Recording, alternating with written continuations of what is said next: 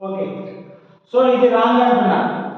ఎందుకు రాంగ్ అంటే ఏదైనా ఒక గేమ్ నేమ్స్ రాస్తే క్యాపిటల్ లెటర్స్ అన్న రాయాలి, స్మాల్ లెటర్స్ అన్న రాసుకోవచ్చు. బట్ ఈ స్మాల్ వచ్చిన తర్వాత మళ్ళీ క్యాపిటల్ రాకూడదు. ఇక్కడ బాల్ వచ్చి క్యాపిటల్ స్మాల్ రావాలి, అట్లా రాయాలి పైన. ఇది కరెక్ట్ అవుతుంది.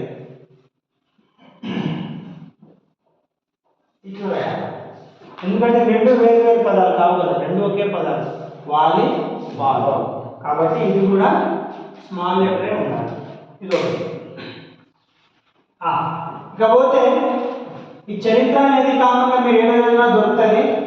నేను చరిత్ర జోలికి వెళ్ళాను. యాక్చువల్గా 1895లో ఈ గేమ్ని ఇంట్రడ్యూస్ చేయడం జరిగింది. ఇది ఫారెన్ గేమ్ అంటాం, America game. William G Morgan అనేటువంటి వ్యక్తి ఈ గేమ్ని కనుగొనడం జరిగింది. మొట్టమొదటిసారిగా ఈ గేమ్ యొక్క పేరు వాలీబాల్ కాదు. విలియం జి మోర్గాన్ అనే వ్యక్తి కనుగొన్నప్పుడు దీన్ని మింటోనెట్ అనే గేమ్ అనే పేరుతో ఆడేవారు. ఈ 2012 డిఎస్లో బిట్టు. వాలీబాల్లో మొదటిసారిగా వాడినటువంటి నేమ్ ఏంటంటే మింటోనెట్ అనేవాడు. తర్వాత ఇంకొక అతను ఆయన పేరు మర్చిపోయినా, ఆయన దీన్ని వాలీబాల్గా కన్వర్ట్ చేసింది పేరుని. ఓకే, సో చరిత్ర అనేది మీరు అందులో చూస్తే దొరుకుతుంది, ఏ చరిత్ర దొరికినా దొరుకుతుంది. ఓకే, ఇది మనకు బాగా ఊర్లలో ఉపయోగపడేటువంటి గేమ్.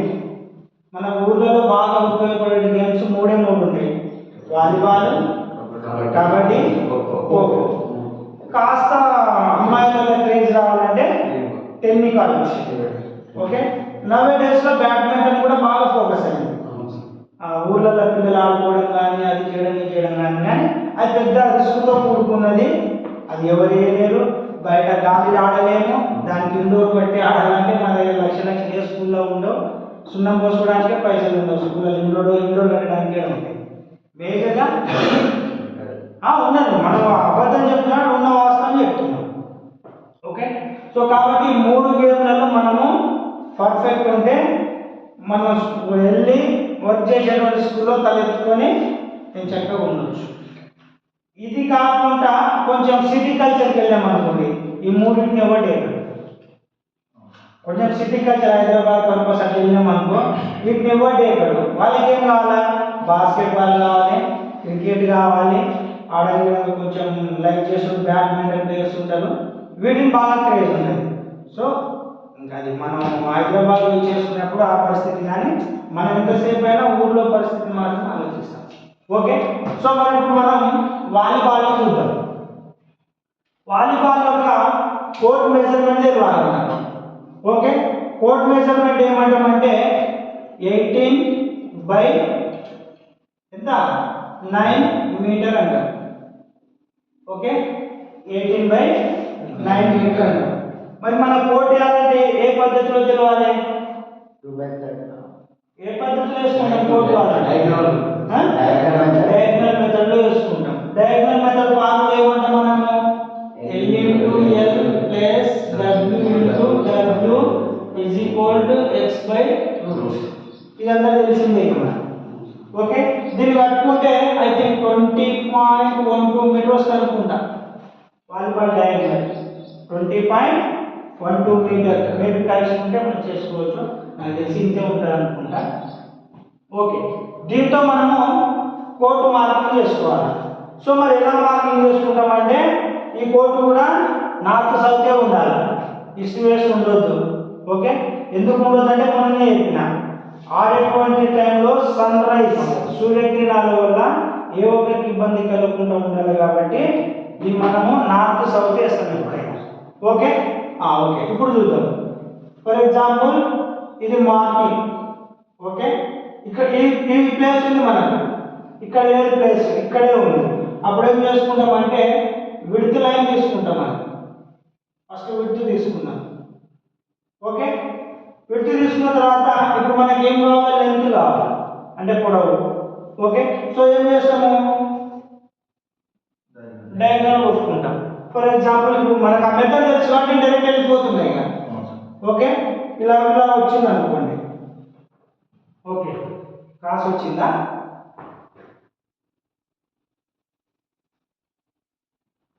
క్రాస్ ఉందా? ఇది కింద లేనట్టుందిగా.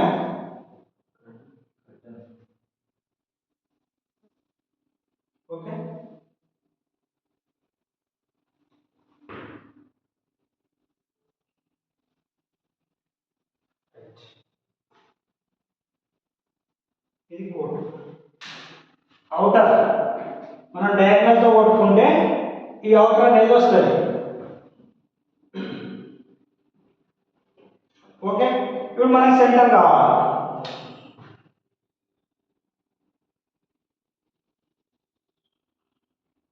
ఓకే, ఇక్కడ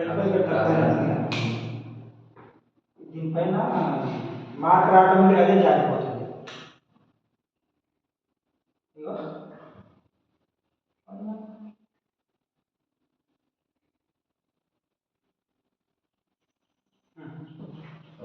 గీస్తుంటే పాము కట్టికి పాము పోయినట్టు ఇట్లా అంటుంది అది. ఓకే, ఇది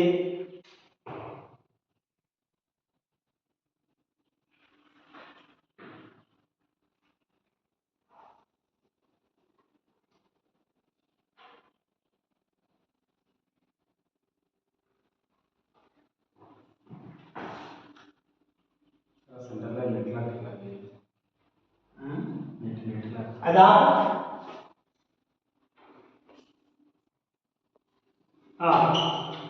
సో వాలీబాల్ కోర్ట్ మార్కింగ్ అంటే మనకి దీన్ని సైడ్ లైన్ అంటాము, దీన్ని ఎండ్ లైన్ అంటాము. ఓకే, సైడ్ లైన్ వచ్చేసి 18 మీటర్లు ఉంటుంది. ఓకే, ఎండ్ లైన్ వచ్చేసి 9 మీటర్లు ఉంటుంది. ఓకే, సో ఇక మనకు తెలిసిందే సెంటర్ లైన్ 18 అంటే 9 మీటర్లు దగ్గర సెంటర్ లైన్ అవుతుంది. సో ఈ centre line to attack line అంటారు దీన్ని మనం. దీని ఫ్రంట్ జోన్ అంటాము, దీని బ్యాక్ జోన్ అని కూడా అంటాము, దీని అటాక్ లైన్ అని అంటాము. యాక్చువల్లీ ఇది అటాక్ లైన్, ఇది ఫ్రంట్ జోన్. ఇది 3 మీటర్ ఉంటుంది. ఓకే, దీని నుంచి ఇక్కడ బ్యాక్ జోన్ కూడా 6 మీటర్ ఉంటుంది. కామన్ ఇది దీని నుంచి ఇక్కడ 9 మీటర్ అయినప్పుడు 3 మీటర్ అయితే ఇది 6 మీటర్ ఉంటుంది. ఓకే, ఆ తర్వాత దీని సర్వీస్ జోన్ అంటాము. ఈ సర్వీస్ జోన్ అనేది యాక్చువల్గా out side of service side ఇదంతా మనకి అవుటర్ లైన్. ఓకే, ఇది 3 to 8 మీటర్ ఉంటుంది, 5 to 8 మీటర్ కూడా ఉంటుంది. ఓకే, 5 to 8 మీటర్ అనొచ్చు, 3 to 8 మీటర్ అనొచ్చు. ఇక్కడేమో 3 to 5 మీటర్ ఉంటుంది. ఓకే, ఈ బ్యాక్ సైడ్ కూడా సేమ్, ఇది 5 to 8 మీటర్ అనొచ్చు, 3 to 8 మీటర్ అనొచ్చు. ఇది సర్వీస్ జోన్ అంటారు. ఇదంతా ఇది 20 సెంటీమీటర్తో ఉంటుంది. తర్వాత ఈ అటాక్ లైన్స్ ఉంటాయి. ఈ అటాక్ లైన్స్ ఎంతవరకు పొడిగించుకోవచ్చు అంటే 1.75 మీటర్ వరకు పొడిగించాలి. ఓకే, ఇవేమిటంటే డాటెడ్ లైన్స్ ఉంటాయి. ఒక డాట్ కూడా ఒక లైన్ ఉంటుంది. ఈ లైన్ ఏమో 20 సెంటీమీటర్ ఉంటే ఈ డాట్ ఏమో 15 సెంటీమీటర్ ఉంటుంది. ఓకే, ఇప్పుడు ఈ రెండింటి మధ్య డిస్టెన్స్ ఎంత ఉందో చెప్పండి చూద్దాం. Attack line to attack line ఎంత ఉంటుంది? 6 మీటర్ ఉంటుంది. ఎందుకు ఇక్కడ 3 మీటర్, ఇక్కడ 3 మీటర్. సేమ్ ఇక్కడ కూడా సేమ్ ఉంటుంది. ఓకే, ఇది కోర్ట్ యొక్క మార్కింగ్ మెజర్మెంట్. తర్వాత మనం ఒక సైడ్ ఇప్పుడు ఏం కావాలి మనకి? ఓకే, నెక్స్ట్ ఏం కావాలి? కోర్ట్ వచ్చింది కదా, ఒక ప్రిన్సిపల్ మార్గం లేదు, కోర్ట్ అయిపోయింది. ఇప్పుడు ఏం కావాలి? మామూలుగా బాల్ తీసుకున్నాం ఫస్ట్. ఓకే, బాల్స్ ఏం లేదు. బాల్ యొక్క వెయిట్ వచ్చేసి 260 to 280 గ్రామ్స్ ఉండాలి. ఓకే, దాని సర్కంఫరెన్స్ చూసుకుంటే 65 to 67 సెంటీమీటర్ ఉండాలి. ఇది యాక్చువల్గా ప్యానల్స్ ఉంటాయి, ఎల్లో ప్యానల్స్, అట్లా ఒక 18 ప్యానల్స్తో ఒక బాల్ ఉంటుంది. కొంచెం క్లారిటీగా లేదు కాబట్టి దాన్ని వదిలేస్తున్నా. ఓకే, ఇది బాల్ యొక్క మెజర్మెంట్. తర్వాత మనకి ఏం కావాలి? బాల్ ఉంది, ఇది ఉంది. తర్వాత ఇక్కడ ఇంకా కావాలి నెట్. ఓకే, ఇప్పుడు నెట్ కావాలి. నెట్ యొక్క లెంత్ 9.50 to 10 మీటర్ ఉంటుంది. 9.50 to 10 మీటర్ ఉంటుంది. రాసుకోకండి, చెప్పినప్పుడు వినాలి, రాసుకున్న తర్వాత ఆటోమేటిక్గా వస్తుంది. ఓకే, నెట్ యొక్క లెంత్ 9.50 నుంచి 10 మీటర్ వరకు ఉంటుంది. ఆ నెట్లో స్మాషెస్ అంటారు, అంటే మామూలు ఇట్లా ఉంటుంది కదా, ఇట్లా నెట్ ఉంటుంది. అవి ఎన్ని ఉంటాయంటే 950 నుంచి 1000 ఉంటాయి. ఓకే, తర్వాత దాని మెజర్మెంట్ ఉంటుంది 10 into 10 సెంటీమీటర్ అంటారు. 10 ఇంటూ 10 అంటే ఇట్లా 10 సెంటీమీటర్ ఉంటే ఇట్లా 10 సెంటీమీటర్ అంటే 10 ఇంటూ 10 సెంటీమీటర్లో ఉంటుంది. తర్వాత ఇక్కడ ఇంకా మేజర్గా ఈ నెట్ పైన ఉన్నటువంటి టేపు 7 సెంటీమీటర్ ఉంటుంది, కింద ఉన్నటువంటి టేపు 5 సెంటీమీటర్ ఉంటుంది. ఓకే, ఇది ఇంపార్టెంట్. తర్వాత సైడ్లో ఉన్న టేప్ ఉంటుంది, ఆ సైడ్ టేప్ కూడా 5 సెంటీమీటరే ఉంటుంది. తర్వాత మనకు కావాల్సింది ఏంటి, ఇప్పుడు నెట్ అయిపోయింది కదా, తర్వాత ఏం కావాలా, యాంటీనా అంటాము. యాంటీనా కావాలా, మొన్న ఆంధ్ర దేశంలో బిట్టు యాంటీనా నెట్ పైన ఎంత ఉంటుంది అని, నెట్ పైన యాంటీనా ఎంత ఉంటుంది అనేసి బిట్ వచ్చింది. మొత్తం లెంత్ వచ్చేసి 1.80 మీటర్ ఉంటుంది యాంటీనా లెంత్. దాని యొక్క మందం వచ్చేసి 10 mm అంటాము. 10 mm అంటే మామూలు 10 mm రావడం చూసినా అట్లా ఉంటుంది. దాని యొక్క మొత్తం లెంత్ వచ్చేసి 1.80 మీటర్, దాని యొక్క మందం 10 mm. అది 2 రకాల స్టిక్స్తో ఉంటుంది, కలర్స్తో. ఒకటి రెడ్, రెండోది వైట్తో ఉంటుంది. ఆ స్టిక్స్ యొక్క కలర్ ఏంటంటే 10 సెంటీమీటర్, ఇది కూడా 10 సెంటీమీటర్తో ఉంటుంది. రెడ్ 10 సెంటీమీటర్ ఉంటే ఈ వైట్ కూడా 10 సెంటీమీటర్ ఉంటుంది. తర్వాత యాంటీనా అనేది నెట్ లోపలికి 1 మీటర్ ఉంటుంది, నెట్ పైన 0.80 మీటర్ ఉంటుంది. ఓకే, లేదా 80 సెంటీమీటర్ ఉంటుంది.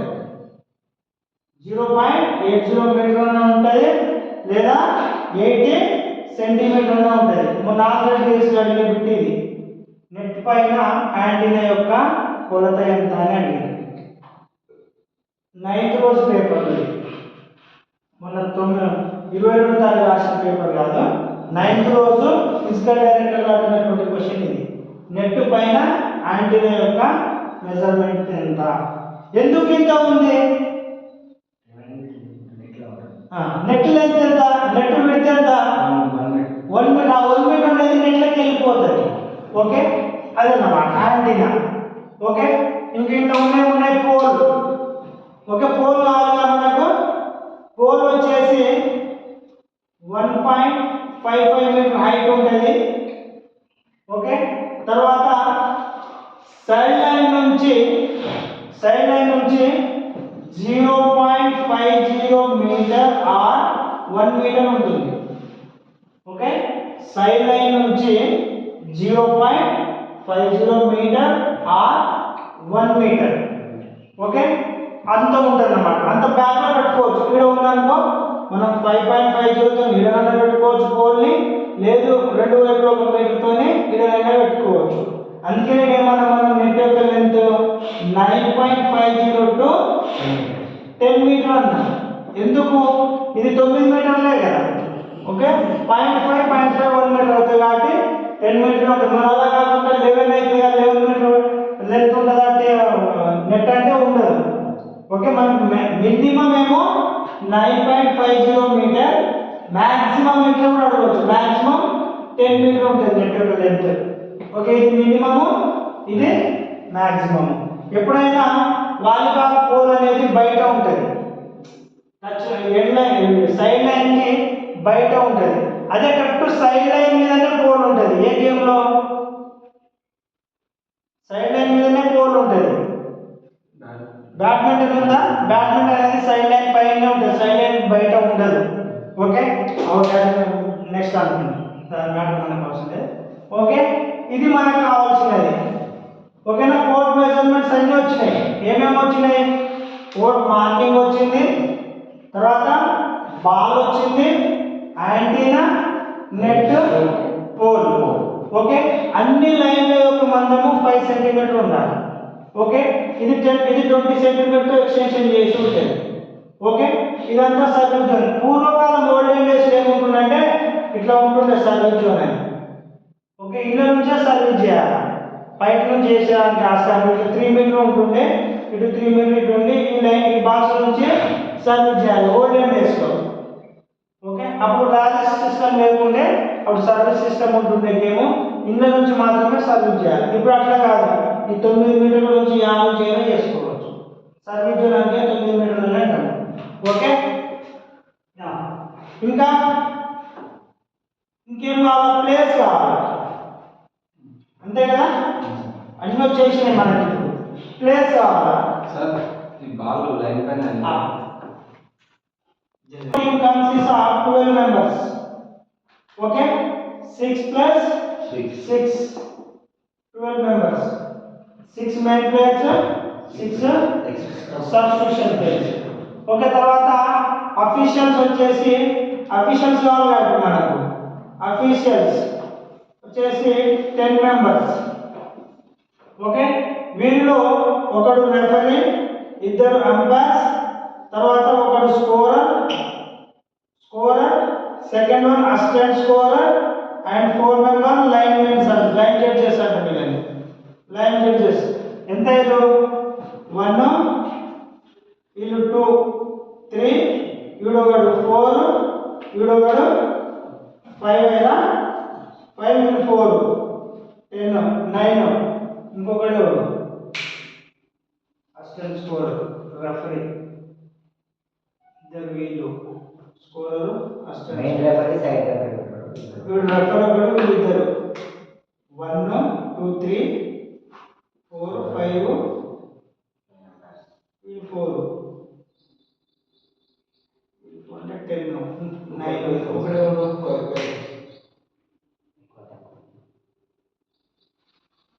Assistant scorer. అంటే ఒక మ్యాచ్ కంప్లీట్ కావాలంటే 5 సెట్స్ కావాలి. ఎన్ని? 5 సెట్స్ కావాలి. Okay, each one set 25 points. No maximum 25 points. 25 points కావాలా? మ్యాచ్ గెలవాలంటే ఇన్ బిట్వీన్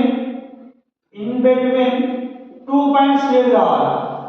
2 పాయింట్స్ లీడ్ తోనే గెలవాలి. మినిమం 25, మాక్సిమం లేదు ఇక్కడ. వాలీబాల్కి మాక్సిమం పాయింట్స్ అనేది లేదు, ఎంతవరకైనా పోవచ్చు. Each one set 25 points, in between 2 points, winnowing తో సెట్ గెలవాలి. ఓకే, ఒక మ్యాచ్ కంప్లీట్ గా జరగాలంటే మినిమం 3 సెట్స్ జరగాలి. ఒక మ్యాచ్ డిసైడ్ చేయాలంటే మినిమం 3 సెట్స్ అనేది జరిగితే ఎవరో ఒకరు గెలిచారని చెప్పొచ్చు. ఎందుకు? ఫర్ ఎగ్జాంపుల్ 2 గెలిచింది, ఏ అనే టీం ఉంది, బి అనేది, ఇది ఒకటి గెలిచింది, 2 గెలిచిండు, ఎవరు గెలిచారని ప్రకటించవచ్చు. 2 గెలిచిండు కదా. ఓకే, మినిమం 3 సెట్స్ నడిస్తే డిసైడ్ చేయొచ్చు. 2 సెట్స్ జరిగినాయి అనుకో, వీడొకటి గెలిచిండు, ఎవరు గెలిచినట్టు? ఎవరు గెలవడు. కాబట్టి మినిమం 3 సెట్స్ అయితే జరగాలి. మినిమం అనేది కాబట్టి మనకు కావాల్సింది 5 సెట్స్ ఉంటాయి ఒక వాలీబాల్ మ్యాచ్లో. ఒక సెట్ వచ్చేసి 25 పాయింట్స్ ఉంటాయి. లిమిట్ అనేది మాక్సిమం అనేది ఎంత అనేది లేదు. 2 పాయింట్ల తేడాతోని ఎవరైతే ముందు 25కి వస్తే వాడు గెలిచినట్టు. ఓకే, 4 వరకేమో 25 పాయింట్స్ ఉంటాయి. 5th మాత్రం 5వ సెట్ 15 పాయింట్స్ ఉంటాయి. ఇది డిసైడింగ్ సెట్ అనేది అన్నమాట. ఓకేనా? ఇది అర్థమైంది కదా? ఓకే, ఇంకేం కావాలి మనకు? 3 సెట్లు టైమ్ అవుట్స్. ఒక సెట్కి 2 టైమ్ అవుట్స్ ఉంటాయి. ఒక సెట్లో 2 టైమ్ అవుట్స్ ఉంటాయి. ఇప్పుడు కబడ్డీ ఉంది ఎగ్జాంపుల్. కబడ్డీలో టైమ్ అవుట్ తీసుకున్నాం అనుకో, కోర్టుకు ప్లేయర్ బయటకు పోతే టెక్నికల్ పాయింట్స్ ఇస్తారు, అవుట్ ఇస్తారు. కానీ వాలీబాల్ ఏంది? టైమ్ అవుట్ తీసుకుంటే కంపల్సరీ కోర్టులో ఉన్నప్పుడు బయటకు పోవాలి. ప్లేయర్స్ అనేవాళ్ళు ఖచ్చితంగా బయటకు పోయి మళ్ళీ వాళ్ళు వచ్చినప్పుడు రావాలి. ఒక టైమ్ అవుట్ సమయం ఏంటంటే 30 సెకండ్స్. ఓకే, కబడ్డీ అయినా 30 సెకండ్సే, వాలీబాల్ అయినా 30 సెకండ్సే. ఒక హ్యాండ్ బాల్ మాత్రమే 60 సెకండ్స్ ఉంటుంది. ఓకే, అది మనకు అవసరం అంటే కాంపిటేటివ్ పర్పస్. ఇది హ్యాండ్ బాల్లో 60 సెకండ్స్ టైం అవుట్ ఉంటుంది, మిగతా అన్నింటికి 30 సెకండ్స్ టైం అవుట్ ఉంటుంది. ఓకే, టైం అవుట్స్ అయిపోయినాయి. ఇంకేం కావాలి మనకి? ఏం కావాలా? ప్లేయర్స్ అయిపోయింది కదా. 12 members, 6 main players, 6 substitution players. Terms and conditions conditions and situations. Okay Sriram అర్థండి స్కిల్స్లోకి వెళ్దామా. స్కిల్స్ ఏమేమి ఉంటాయి అనేసి చెప్పడం మర్చిపోయిందిగా మనం. Okay defensive skills, defender skills ఏముంటాయి. ఓకే అండర్ ఆర్మ్ పాస్ అంటాము, లేకపోతే డిగ్ పాస్ అంటారు. Actual original name dig pass. తర్వాత ఓవర్ హెడ్ పాస్ అంటాము, ఓవర్ హెడ్ పాస్ అంటాము. తర్వాత వన్ హ్యాండ్ డిగ్ పాస్ ఉంటుంది, డిగ్ పాస్ ఉంటుంది, వన్ హ్యాండ్ డిగ్ పాస్ ఉంటుంది, ఓవర్ హెడ్ పాస్ ఉంటుంది. ఇంకేమున్నాయి ఇలా కామన్ లేవే. సర్వీస్లో అయితే 6 ఉంటాయి. ఎన్ని? 6 సర్వీసులు ఉంటాయి. ఏమేమి ఉంటాయి? సింపుల్ సర్వీస్ అంటాము, తర్వాత రౌండ్ ఆర్మ్ సర్వీస్ అంటాము, రౌండ్ ఆర్మ్ సర్వీస్, తర్వాత side arm service, side arm service 3 అయినాయి. తర్వాత ఫ్లోటింగ్ సర్వీస్ అంటాం, ఫ్లోటింగ్ సర్వీస్, తర్వాత టెన్నిస్ సర్వీస్, తర్వాత జంప్ అండ్ సర్వీస్ అంటాం. అందరు జంప్ సర్వీస్ అంటారు. జంప్ సర్వీస్ కాదు దాని పేరు, జంప్ అండ్ సర్వ్ అన్నమాట. 6 రకాల సర్వీసులు ఉంటాయి. దీనిలో గుర్తుపెట్టుకోవచ్చు సింపుల్ లాజిక్. 6 రకాల సర్వీసులు ఉంటాయి. 6 మంది ప్లేయర్స్ ఆడతారు. 6 జోన్లు ఉంటాయి. ఓకే 6 జోన్లు ఉంటాయి, 6 మంది ప్లేయర్స్ ఆడతారు. 6 రకాల సర్వీసులు ఉంటాయి. ఓకేనా. ఇక మామూలుగా పాస్ చేస్తే డిగ్ పాస్ ఒకటి ఉంటుంది, వన్ హ్యాండ్ డిగ్ పాస్ ఉంటుంది. తర్వాత ఓవర్ హెడ్ ఫార్వర్డ్ పాస్ అనేది ఉంటుంది, ఓవర్ హెడ్ ఫార్వర్డ్ పాస్ అనేది ఉంటుంది. ఇక్కడ ఇంకొక పేరు ఉంటుంది same, over head forward pass ఉంది కదా, సేమ్ ఓవర్ హెడ్ పాస్ అని ఉంటుంది ఇంకో గేమ్లో. కన్ఫ్యూజ్ కావద్దు. ఓవర్ హెడ్ పాస్ అనేది బాస్కెట్బాల్లో ఉంటుంది, ఓవర్ హెడ్ ఫార్వర్డ్ పాస్ ఏమో వాలీబాల్లో ఉంటుంది. ఎందుకు ఫార్వర్డ్ ఉందంటే ఇప్పుడు సైమల్టేనియస్గా బ్యాక్వర్డ్ కూడా ఆడతాం మనం. ఓకే బ్యాక్వర్డ్ కూడా ఆడవచ్చు వాలీబాల్లో. అదే బాస్కెట్బాల్ అయితే బ్యాక్ ఉండదు కాబట్టి ఓవర్ హెడ్ పాస్ ఉంటుంది. ఓవర్ హెడ్ అంటే మన హెడ్ పై నుంచి ఇచ్చేదాన్ని ఓవర్ హెడ్ కాబట్టి ఓవర్ హెడ్ పాస్ అంటాము. దీనేమో ఓవర్ హెడ్ ఫార్వర్డ్ పాస్ ఉంటుంది, ఓవర్ హెడ్ బ్యాక్వర్డ్ పాస్ కూడా ఉంటుంది వాలీబాల్లో. ఓకే ఇవి వీటికి సంబంధించినవి.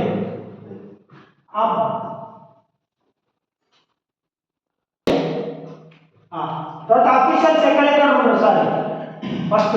ఓకే ఒక రెఫరీ అన్నాం కదా, వీడు ఓన్లీ సోల్ అంటే మ్యాచ్ మొత్తానికి వీడు బాస్. తర్వాత ఇంకొకతను అంపైర్ అన్నాం కదా, అంపైర్ ఒకడేమో పైన ఉంటాడు, ఇంకొక అంపైర్ ఏమో అసిస్టెంట్ రెఫరెంట్ అని, అసిస్టెంట్ అంపైర్ అని. అంటే పైన ఉండి ఒకడు ఉంటే కింద ఉండి ఒకడు ఉంటాడు. తర్వాత ఒకడేమో స్కోరర్ చెప్పినాం కదా, రెండోడేమో అసిస్టెంట్ స్కోరర్, నలుగురేమో లైన్ జడ్జెస్ అంటాం కదా. వీళ్ళు ఎక్కడ ఉంటారంటే ఒకడు వీడియో ఉంటాడు, ఇలా ఉంది కదా, ఒకడు వీడియో ఉంటాడు. ఓకే రెండో వాడు వీడియో ఉంటాడు. ఓకే మూడో వాడు వీడియో ఉంటాడు.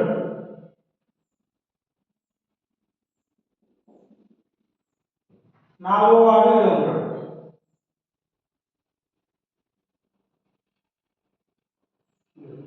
ఓకే ఒకడు వీడియో ఉంటాడు, ఒకడు ఇక్కడ ఉంటాడు, ఒకడు ఇక్కడ, ఒకడు ఇక్కడ. వీని డ్యూటీ ఏమంటే వీని డ్యూటీ మొత్తం వీళ్ళైనా. ఓకే వీళ్ళు జస్ట్ బాల్ అవుటా రైట్ మాత్రమే వీళ్ళ డిసిషన్, మిగతా ఏం చెప్పడానికి అవసరం లేదు. వీని ఇదేమంటే ఈ లైన్ మొత్తం వీని డ్యూటీ, ఈ లైన్ మొత్తం వీనిది, ఈ లైన్ మొత్తం. ఓకే వీని డ్యూటీ ఈ లైన్ మొత్తం. ఓకే ఫర్ ఎగ్జాంపుల్ బాల్ ఇలా పడుతుంది అనుకో, డిసిషన్ ఎవరు చెప్పాలి? బాల్ ఇలా అవుట్ అయింది, ఎవరు డిసిషన్ చెప్పాలి? వీడు మాత్రమే చెప్పాలి. వీడు పక్కన పడ్డది కానీ చెప్పడానికి ఆస్కారం లేదు. ఎందుకంటే వీళ్ళు విధేది ఈ లైన్ మాత్రమే, ఈ సైడ్ లైన్ ఏదైతే ఉందో ఈ లైన్ ఎంబడి పడేదాన్ని వీడు చెప్పాలి. ఈ లైన్ మీద పడేది వీడు చెప్పాలి అవుట్ ఆర్ రైట్ అనేది, ఈ లైన్ వచ్చేది వీడు చెప్తాడు, ఈ లైన్ వచ్చేది వీడు చెప్తాడు. వీళ్ళు సింపుల్ ఏం చేస్తారంటే ఒక ఫ్లాగ్ ఉంటుంది ఇలా చేతిలో, ఆ లైన్ మీద నిలబడి ఉంటాడు ఆడు. ఓకే, బాల్ అవుట్ అయితే ఇలా వచ్చి ఇలా పైకి చెప్తాడు జెండాని, బాల్ అవుట్ అని అర్థం. ఓకే, ఇలా ఉన్నాడనుకో ఇన్ అయిందనుకో ఇలా పెడతాడు. ఓకే, చైన్ కింగ్ జెండాని కింగ్ చూపెడితేనేమో ఇన్ అన్నట్టు, పైకి ఎత్తితేనేమో అవుట్ అన్నట్టు. దాన్ని బట్టి వీడు డిసిషన్ చెప్తాడు పైన ఉన్నాడు. పోలీస్ వాళ్ళు మొత్తం మేజర్గా ఫస్ట్ రెఫరీ, కింద సెకండ్ రెఫరీ ఉంటాడు.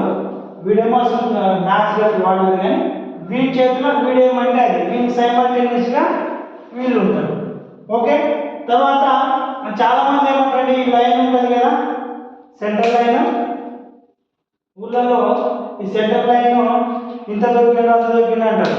యాక్చువల్గా నువ్వు కాలు మీద ఆడుతున్న పెరిగిన కాలు పెట్టినా కూడా ఫౌల్ కాదు. According to federation of international de volleyball association ప్రకారము వీడు ఆడుతున్న ప్లేయరు ఒక కాలు మొత్తం లోపల పెట్టిన ఫౌల్ కాదు. కానీ మనోళ్ళు ఏమంటే ఇది 100% దొరికితే ఫౌల్, ఏడు దొరికితే ఫౌల్ ఏదో అంటుంటారు ఊళ్ళల్లో, అది అవసరం మన కానీ. ఓకే, ఒరిజినల్ ఫెడరేషన్ రూల్ ప్రకారము ఒక కాలు మొత్తం ఫర్ ఎగ్జాంపుల్ ఇది లైన్ అనుకో, నేను ఆడుతున్నా నా కాలు ఇట్లా పోయినా ఫౌల్ కాదు. కానీ నేను ఎప్పుడైతే నా కాలు అవతల పెట్టినానో అవతల టీం ప్లేయర్కి ఏమన్నా ఇబ్బంది కలిగితే అప్పుడు ఫౌల్ ఇస్తాను.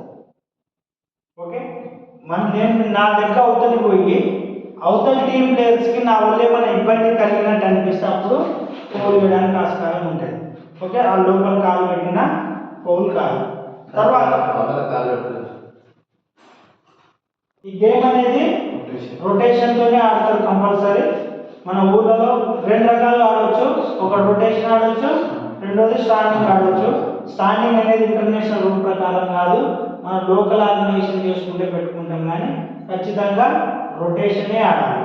మరి రొటేషన్ అనేది పొజిషన్స్ ఏమో యాంటీ క్లాక్ వైజ్ ఉంటాయి, పొజిషన్ యాంటీ క్లాక్ వైజ్ ఇస్తాము, రొటేషన్ మాత్రము క్లాక్ వైజ్ జరగాలి. Okay, for example throw ball అయితే జెట్ టైప్ ఉంటుంది. జెట్ టైప్ అంటే ఇలా వెళ్ళి ఇలా వచ్చి ఇలా ఉంటుంది రొటేషన్. దీంట్లో మాత్రం